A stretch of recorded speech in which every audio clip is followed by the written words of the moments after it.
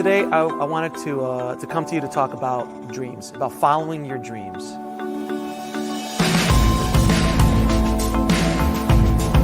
Brave Maker means to me to conquer your fears and get over yourself. Tell your story because you are that story.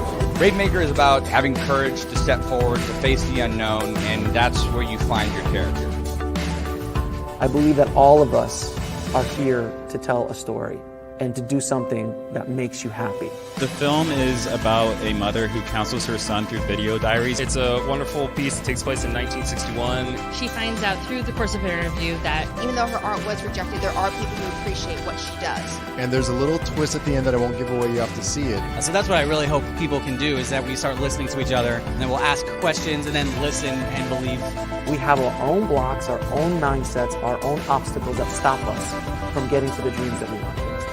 So what do you ladies think that help empower other women? Be open to giving, these women or girls a chance. If it was easy, everybody would be doing it. Just follow your dreams. All of a sudden, that voice doesn't have as much power about, I'm going to go write that screenplay, or I'm going to go make that movie. As an example of, if you just put your mind to it and get out of your own way, you can make anything you want come true. And I was just blown away by the film, blown away by his energy. And when he first started talking about a film fest, I said, I would love to have that here in Redwood City. So when he told me about Brave Maker, I said, you know what? This is the type of film festival that I want to be aligned with. The treasure that you seek is in the cave that you're afraid to walk into.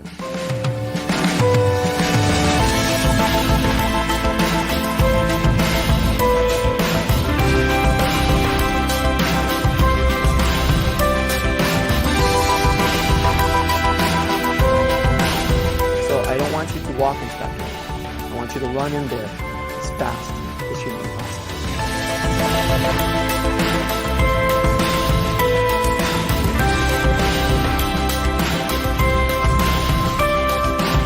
I am a brave maker. I am a brave maker. I am a brave maker. I am a brave maker.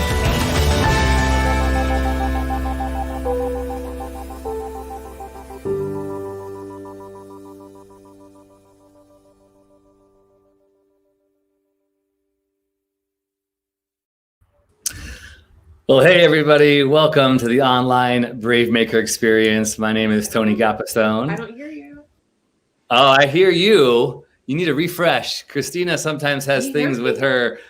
She sometimes has things with her her computer. So she's going to refresh, and I will do the intro. Sometimes when we show a clip or something, it cuts her off. No idea why. But I'm Tony Gapastone. Welcome to the Brave Maker online experience and the Brave Maker podcast. We want to say a shout out to our sponsor, the Redwood City Parks and Arts Foundation. Without their help, we can't do this work. We're grateful that you're following us. If you're watching us live or on the replay, welcome, welcome, welcome. Now, Christina, can you hear me? Yes, we're good. Christina, give a little shout out. I just did the intro and the sponsor. Thank you. I got to undo her. Yep. Go ahead. This together. Hey, everybody. So glad to be back. What's going on, Tony? So today I am holding all of my most recent subscriptions to Variety magazine. These are what we call in the industry the trades. It's all the articles and the deals and the interviews and all the things that are hot and what is happening. And we are really excited today that we get to have one of Variety's newest staff members, Clayton Davis. Yeah, welcome, Clayton. Hey, friends. How are you? Good. Thanks for being here, Clayton. So Clayton, we were just chatting with Clayton before everything started, and he said he's like the very first person of color to hold this job in any publication in the entertainment trade area, which is really huge. As an awards editor, he basically came up on his own and started writing and critiquing films, and then got a call in July, and boom, here he is. So we want to dig in because we love film and TV. Our whole thing is we believe stories have the power to change culture. That's what Brave Maker is all about. So yeah, why don't you just give us a little intro and tell us kind of how this started, how this journey, your story started. Yeah, so I'm East Coast, born and bred, born in the Bronx. Lived here. I live in Jersey City now, which is right across the river. yeah, like I love movies my whole life. One thing I'm very passionate about is diversity and inclusion, but not just on screen, but that bleeds into all facets of entertainment. When I was younger, I used to say, when you're 5 years old and you're in kindergarten, you say, "Hey, I want to be something when I grow up," and you pick like the most luxurious, most cool job you can think of. I said I wanted to be an actor because that was the only thing I could associate with film, because I could see an actor on screen. I grew up in a pretty poor neighborhood in the Bronx, didn't have a lot of access or exposure to different films and movies. I did like, the pop culture wise, but like, like one of ongoing joke, that not joke, it's true, but I saw Star Wars backwards. I saw Return of the Jedi first and then watched it backwards because I was like 5 and 6 and my family didn't know better. So like I get to Empire Strikes Back because Luke, I'm your father. I'm like, yeah, I know that already. Like, why is this such a big deal? They got ruined for me for all time. But yeah, I didn't know what a cinematographer was until like I got to college. I didn't even know I wanted to be a writer until after college because you just don't get a lot of exposure to that. But once I started getting into it, I wrote for a guy for a few years, started my own blog. Wrote for that for 12 years, which was like 36 in internet years. And then this past July, got tapped by Variety. I love the Oscars. I love awards. And I know it's very interesting to say that you love those things, especially when you're advocate for cultural identities and diversity. And we don't get a lot of that sometimes. I don't blame the Academy for that. They can't vote for what's not there. So that's what I've been kind of doing. And at Variety, I came in swinging. Oscars made their big announcement for representation and inclusion, like literally day 4 of me being here. Like the Sunday before I was supposed to start on the 1st. The Sunday before I started, that's when we lost Chadwick Boseman. That was my first piece for Variety. Was writing about Chadwick Boseman. And then I was like looking through the internet for like Chadwick Boseman pieces. Weren't a lot written by Black writers because we're very small pocket, or any person of color rather, small pocket of the journalism industry. So the diversity part is my thing for all parts of entertainment. Got to have great stuff happening on screen that I can see. Got to have diversity behind the screen, women, people of color, and then you need people of color to cover those films. Got very few people of color in the industry, but they have a lot of white publicists, and they don't get them over to us, the way we want. So, or the way they should. So it bleeds into all things. Clayton, can you tell us a little bit more about your ethnic background and how that has shaped the way you've paved your own way? Sure. So my mom's Puerto Rican, born in Loíza, Puerto Rico, and then my dad's Black. And growing up, I had a lot of, my cultural identity has been something that I struggled with my whole life. There's always been like this cultural ambiguity to me. When people see me on the street, I joke around and I say that, people see me and they're like not quite sure. And even my name like drops, like you're not sure what's going to walk through the door. And then The Wire came out and then it kind of ruined that forever because people started calling me Senator Clayton Davis and stuff. Somebody said, I said something about your name and I haven't watched the Wire. I feel super bad about that. But someone dropped one of the catchphrases that character always said. I'm like, yeah. I'm like, oh. I didn't know if we could curse here, so I didn't want to curse. But all the time, literally all the time. But yeah, so I grew up in the Bronx. When I was in the Bronx, we lived in a predominantly Black neighborhood. I'm half Black, but I'm not dark skinned. So I wasn't Black enough for the Black people. Moved to Jersey City when I was close. I was like 9 or 10 years, 8 or 9 years old. Moved to Jersey. Moved into a predominantly Hispanic neighborhood. A lot of Puerto Ricans, Dominicans, Colombians. But I didn't speak Spanish. I don't speak Spanish fluently. So I wasn't Puerto Rican enough for the Puerto Rican people. Not white, so I'm not white enough for the white people.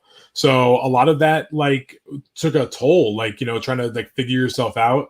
And because you have this cultural ambiguity, like I told people, like, I fight for equality, but I know that I've benefited from that ambiguity walking into job interviews, when I was working in the corporate world, because I feel like people were like, I'm not quite sure. So we'll see what happens and see how this pans out. But I'm not quiet about it. If you ask me, I will tell you where I'm from. But that's just how my kind of culture has bled into kind of me following the awards game, and then being able to have a dog in the fight in all pockets, fight for Black men and women, fight for Latinos and Latinx and Asians as well. Like we're all in this together. You're muted. Thank you. Thanks for sharing that. I appreciate that. It's something that, for me as a white dude who started this organization because I recognized that I had blind spots. I needed to learn, and my ignorance and, and my silence on these issues, even as a filmmaker, one of my very first learning experiences was recognizing how I wrote a story, or my very first screenplay, and how the hero was a white person, and someone said, this person doesn't have to be white, and that got me Loretta Devine to star in my first film, which was super beautiful. But I am like guilty of the ignorance, right? That just kind of comes without having these conversations, without being able to listen and ask. So we appreciate that. That's something super important for us. Well, also let me tell you, like, I appreciate hearing you, speak about it, and like, kind of this kind of conversation that has built around white privilege has really become obviously very toxic in what it means and how people interpret it. When I talk about white privilege to certain people and then they're white, they automatically associate that with me devaluing every obstacle that they've gone through in their life. They think I'm saying that you've had it easy. They never no, it's like no one's saying you had it easy. We're talking about what obstacles you needed to get around in order to get to where you need to get, and one of those obstacles was not the color of your skin. And Tony, is really good that you see that and say that. And I think one of the great things in the industry, Regina King said it recently. We want to get to a place in Hollywood, like there are tons of movies, like Jordan Peele's Us, and I just thought of that right now because I'm wearing the hoodie right now. But Jordan Peele's Us, isn't written as a Black family. Like, it's not said that it's a Black family. There just happens to be a Black family. Now, with that said, it obviously takes on new meaning when you see different people of ethnicities and backgrounds in different roles. But, Regina King said, we love to get into a place where, we do a movie, and then, like, it doesn't have to be a white person. It could just be anything, like, there, I think a movie like History of Violence from like 2005, like that could easily have been an Asian family. It doesn't matter, just is what it is. And I think we need to get to that kind of that place. You're muted again. Poor Tony. I always mute myself because I'm always like, Christina like bled it onto you just to get a bad juju of muting. I'm always drinking, so sometimes I'll go back and listen to the recording, and you'll hear my sloshing, and it sounds like I'm a drunk. Yeah. So I always like mute myself. Anyways, I'm going to pass it to you, Christina. But before I do that, like, one of the things that we started Brave Maker for is we wanted to, I'm the white guy who recognizes, like, it's been hard for me to get in the industry. Like, it's been hard for me to make stuff. Yeah. But like you said, it hasn't been about my skin color. So add that on top of how hard it is to make it in this industry. I was like, I want to pave a way. And some of the thing I think a lot of white people, we have to get better at doing is, can we step back? Can we recognize, yeah, we do have stories to tell, but we've been telling our stories for a long time. And maybe we can partner with someone else. I always tell Christina, I'll hang on her coattails. I'll do whatever I can to see her stories get out, because I know I'll benefit. It'll feel satisfying, but I want to see her stories, her comic book and action animated show get out in the world. That's another story. But Christina, what questions do you have? I'll pass it to you. Tony, I'd love for you to hang on my cape tails. That'll be amazing. Your cape tails. I love that. Not coat tails. Yeah. I want to go back to what Clayton said about the Academy. They can't vote on what's not there. So definitely encourage people of color to keep creating, keep putting our work out there. And for Clayton, we are in a very challenging and very exciting time for people of color in entertainment and just in general. What are you loving? What are the highs of your work now? Oh my God. I mean, listen, I know we're making like, I listen, like I try to live as a glass half full kind of guy. Which doesn't always, which it's very difficult. I said it very lax, like, just like, oh yeah, I do, but it's really hard to do that. When it comes to the industry, though, I've seen great strides in the last few years. Moonlight won Best Picture. 12 Years a Slave won Best Picture. Parasite won Best Picture. It's like there is some shifts happening. You can connect that to our political climate, what's going on, whose fault it really is. But there are very vocal and emboldened people who are fighting against that positive change that's been occurring.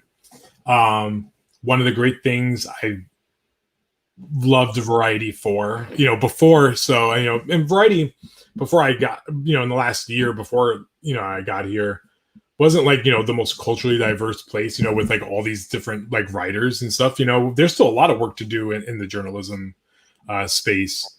However, the Academy announced their rules and standards. I got to write about it, and I got to write it from a point of view of someone that's a person of color, and I think that in itself was really gratifying, and I felt emboldened to just be like, all right, like I can do this. Like I can, I've never been afraid to say what I want or what I think or how I think things should go. And, I've garnered a following over the years, but Variety has afforded an opportunity to have a platform that I never thought possible. Granted, now the floodgates are open to a lot more of the negative, ignorant space of the internet. The trolls are working overtime, but this is an exciting time for movies. I reject the narrative that movies are dead. Reject it swiftly and very, very aggressively. Like they exist. There's plenty of them. A lot are going to get pushed out, but it gives you the opportunity to discover things that you've never seen before. I think one of the big things I talked about earlier about access, I just spoke about it recently with Spike Lee. I interviewed Spike Lee in my first few weeks here. I had a sit down with him. Minority groups, especially, we don't know about our culture. And a lot of it is because, we don't know what we don't know. If it's not there for us to experience and to discover, we can't see these things. Like, I have cinematic blind spots. I put in my second column after the Chadwick piece, did my introduction of like who I am, because people didn't know who I was. And I talked about my cinematic blind spots that people get embarrassed. Like, I think we all have them, but a lot of people don't like to talk about them. Like, I've never seen Casablanca, and it's like a curse word to people. Like, how dare you like not ever see this movie? Like, when was I supposed to see it? Like I didn't go to film school. My schools didn't have like you're lucky. I've seen like a lot of this, like all my Academy, like especially deep dive history has happened within the last like 15 years. Like I've been catching up with a lot of things, but also keeping up with what's happening now. So, you have to do the work to go back, but I've loved discovering movies that, especially like that are like in the cinematic stratosphere that people talk so highly about, and then having a different opinion on it and experiencing it for the first time as an adult versus, just being told it was good your whole life. I was thinking about my own coming up as well. I did not go to film school. I started as an actor and I learned on set. Like, thought, hey, I want to do that. I want to write. I want to direct. And there is that, even me saying I didn't see The Wire. There's certain people who are like, what? How could you not see The Wire? Yeah. The Wire is one of the best 10, top 10 TV shows of all time, right? But just today I was doing another live stream, and I'm doing a film tomorrow. We're doing a funny little campy horror film called Killer Couch. And then two people instantly said, have you seen Tiny Furniture by Lena Dunham? Have you seen Puppy Chair by the Duplass brothers? I was like, I haven't seen these two iconic films by these filmmakers. Yeah. There's just so much out there. There is so much out there. Yeah, and listen, I say this with love, but I also say it like exposing myself here as well. I think there are a lot of critics, journalists, like people might, I'm not that old, but I'm not that young, like that have never seen a lot of these movies. Like I saw 8.5 for the first time like in the last like 4 years. Like there's just like a lot of things that you just like if you're not supposed to, you don't do it. Like a lot of the older movies I saw were because if anyone's a East Coast New Yorker can talk to this. I saw Channel 11 WPIX every Saturday afternoon. They used to play like old movies and stuff like that. That's how like I discovered like Batteries Not Included and Cocoon, like because they used to play them on repeat and stuff like that. You know, that's how you discover certain. Like my wife loves Alfred Hitchcock. She discovered it because in high school her teacher was out and the sub threw on Rope or Rope just on the class, and the class was like talking or whatever, and she was just like never saw an Alfred Hitchcock movie before and was just captivated by it, you know. That's a lot of people's like entryway into it, and it's okay. And don't you keep maturing your palate and experiencing those things. Like as I said, there's a lot of movies out this year, but a lot of people don't know about them or make time for them. Like Miss Juneteenth is a thing this year. You guys should go see it if you haven't seen it. You know, it's available. Like VOD has offered up some opportunities there. Documentaries are movies. Watch a doc. Watch a foreign film. People say I don't want to read. That's like one of the like worst things like we hear. Like, I don't like to read. Parasite won for a reason. It wasn't the only foreign film that's been worthy of winning Best Picture before. So go for it. If you don't like to read, if you want to be in the film industry, just read Variety magazine. Read Clayton.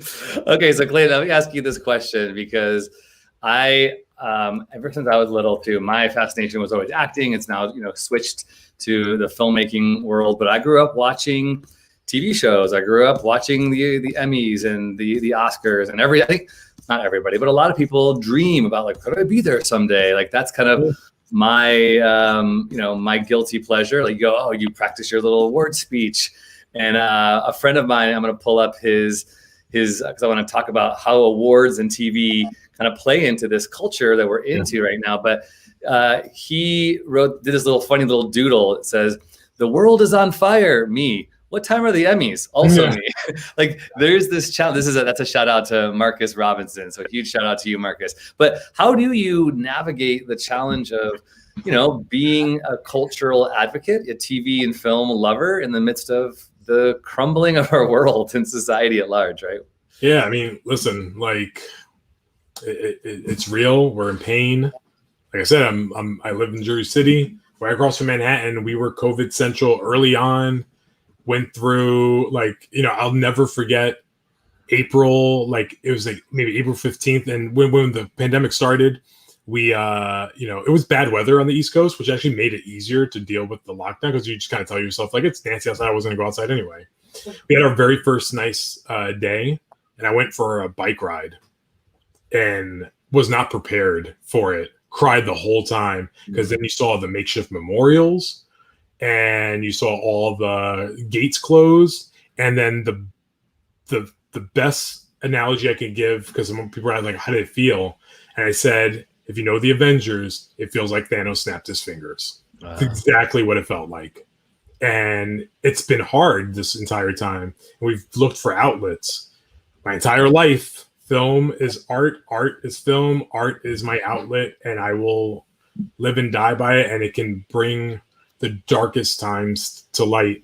And listen, award like the show itself, like the Emmys and stuff, like those things aren't like important. The productions of them, that part is not what's really important. I love the Oscars and I love the Emmys and I love all award shows because I feel that they give a great snapshot of the year, and it's not about what they nominated or what they awarded, it's about what they didn't too. You can still tell the story of what's going on there when you're looking at a film year. Like people know Citizen Kane, like you say it in any film circle, general people know it, but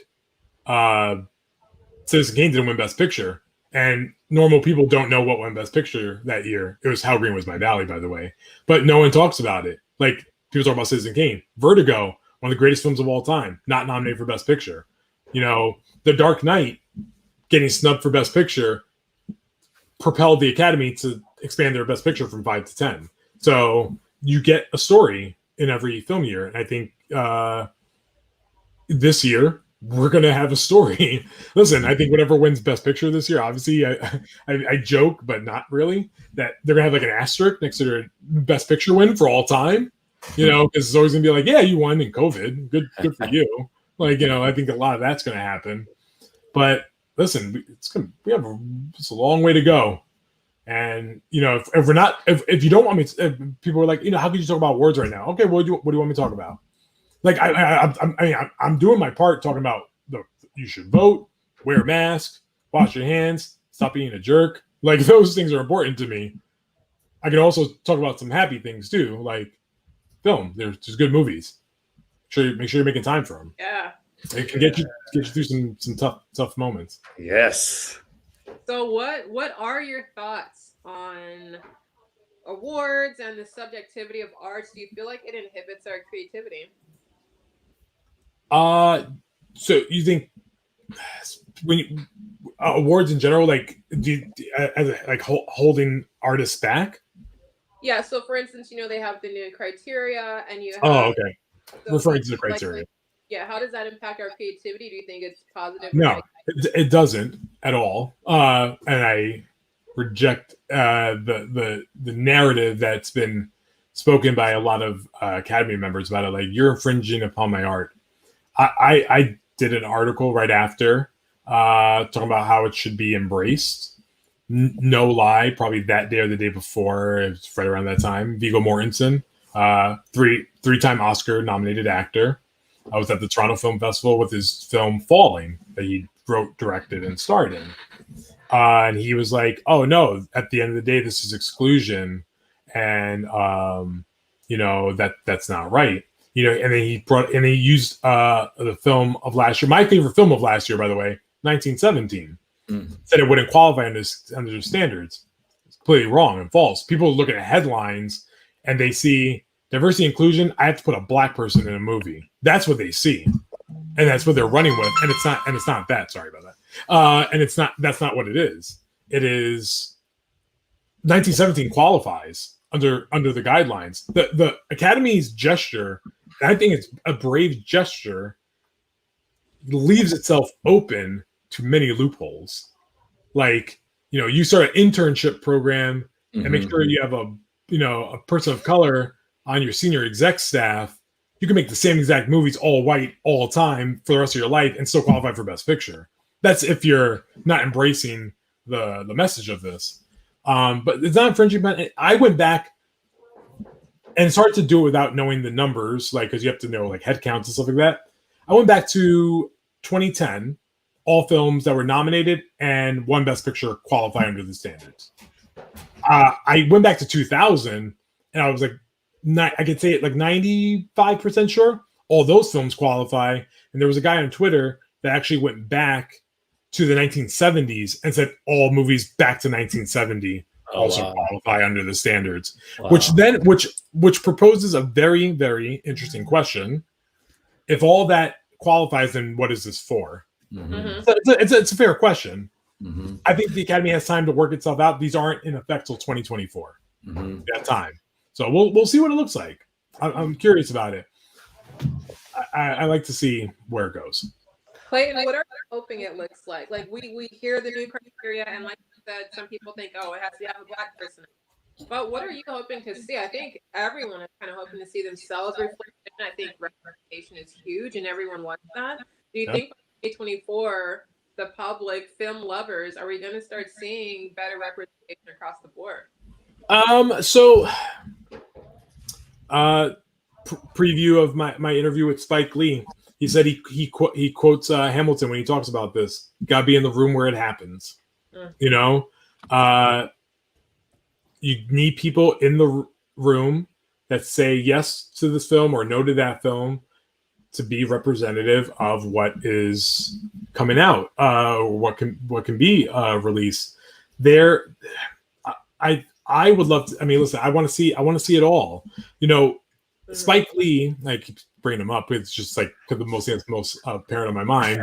But Spike Lee did Do the Right Thing in 1989. 1989, Do the Right Thing.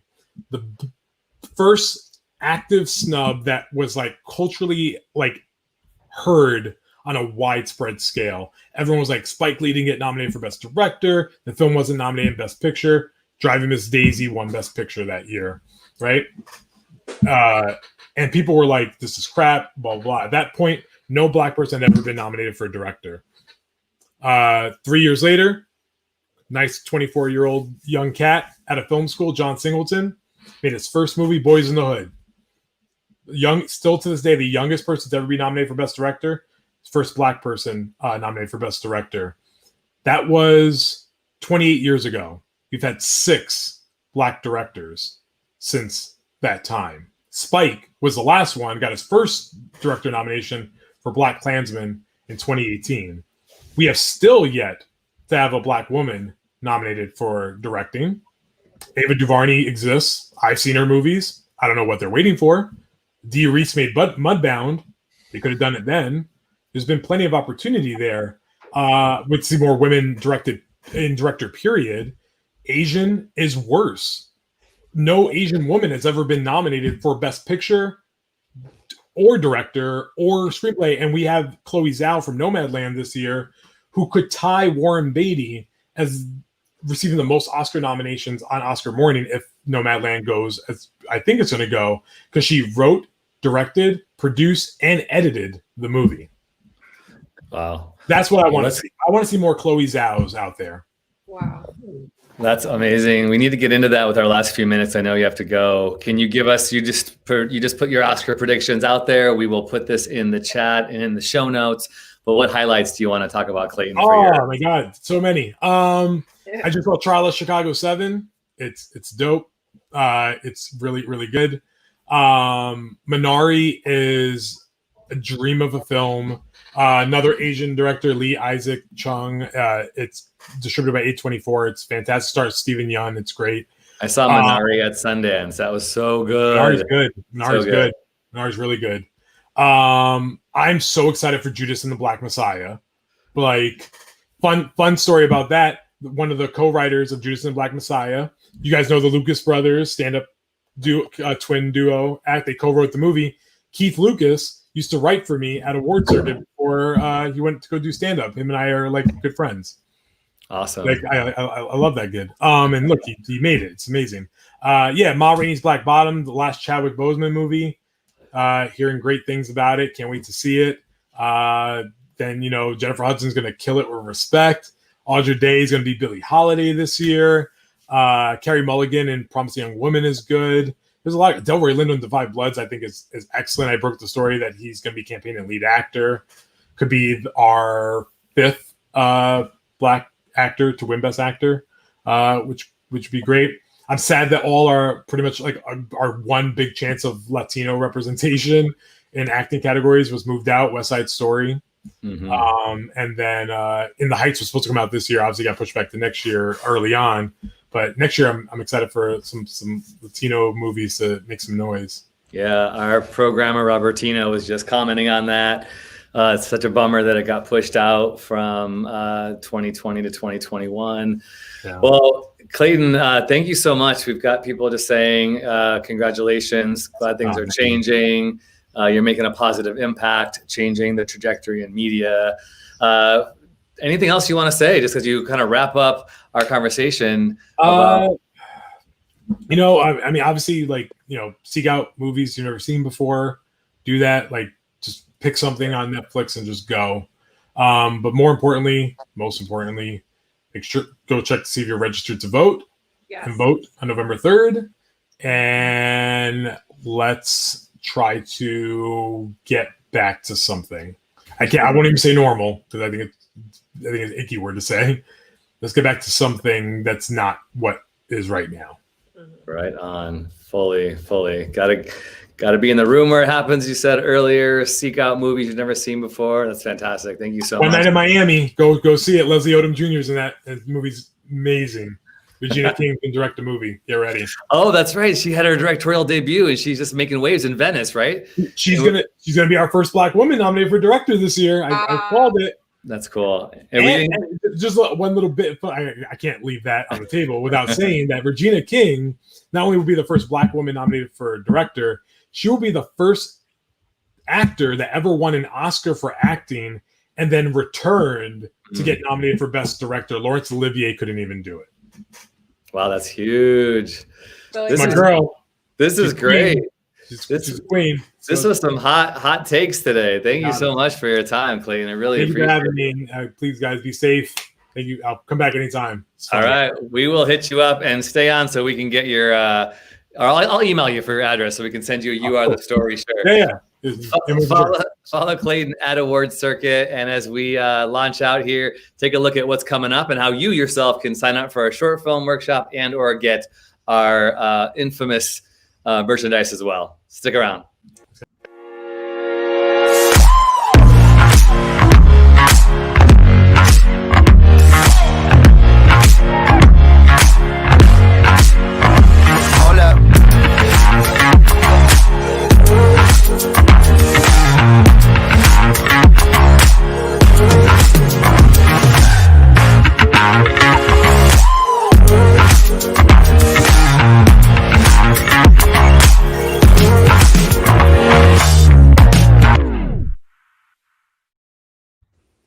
Well, that was awesome. We're still live, Christina, but any final comments on that? That was great to have Clayton, huh? Can you hear me? I can't. No, I think I lost you.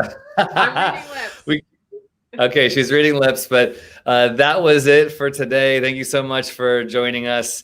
If you have any questions, you want to get involved in what we're doing here with Bravemaker, go to our website, bravemaker.com. We are, of course, a 501c3 nonprofit organization, and we truly depend on your generous giving. Could I ask you to consider giving $5 a month, $25, $50 a month? Go to bravemaker.com/donate, or you can use your cell phone. Literally, dial text Bravemaker to 44321. Take your cell phone and just text 44321, the word Bravemaker, and right on your phone, you will get the ability to give right here. I would love you all to consider supporting our work because we want to keep going and beat this pandemic. We're not going to go under. So thanks so much. Brave stories change the world, and you are the story. We'll see you next time.